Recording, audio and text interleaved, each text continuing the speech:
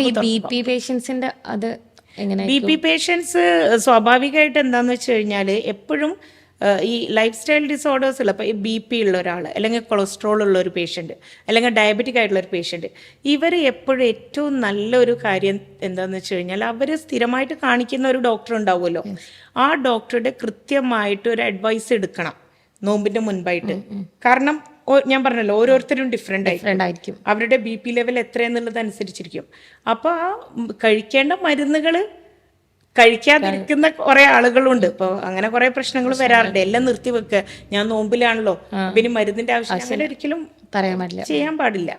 അപ്പോൾ അവർക്ക് കൃത്യമായിട്ടൊരു ഡയറ്റ് ചാർട്ട്, അവർക്കൊരു മെഡിസിൻ്റെ ഒരു ആ സമയങ്ങളിൽ വ്യത്യാസം, ഡോസുകളിൽ വ്യത്യാസം, ഇതൊക്കെ ഡോക്ടർ പറഞ്ഞു കൊടുക്കും. അതൊക്കെ പ്രധാനമാണ്. അപ്പോൾ അത് നമ്മൾ ആ സമയത്ത് ഉപ്പിട്ട് വെള്ളം കുടിക്കുന്നത് ഹൈപ്പോ ആയിട്ട് വരുന്ന ഒരാളാണെങ്കിൽ, പിന്നെ ബ്ലഡ് പ്രഷർ നല്ല ഡൗൺ ആയിട്ട് വരുന്ന ഒരാളാണെങ്കിൽ ഇറ്റ് വിൽ ബി ഗുഡ്. പക്ഷെ അത് അങ്ങനെയാണോ ഇല്ലേ എന്നുള്ളത് കൺസൾട്ട് ചെയ്യേണ്ടി ഡിപ്പെൻസ്. ഓരോരുത്തരും വ്യത്യാസം. ഇപ്പം ഞാൻ ഈ പറഞ്ഞത് കൊണ്ട് എല്ലാവരും ഉപ്പിട്ട് വെള്ളം കുടിക്കാൻ പോയാൽ ചിലപ്പോൾ പ്രശ്നം.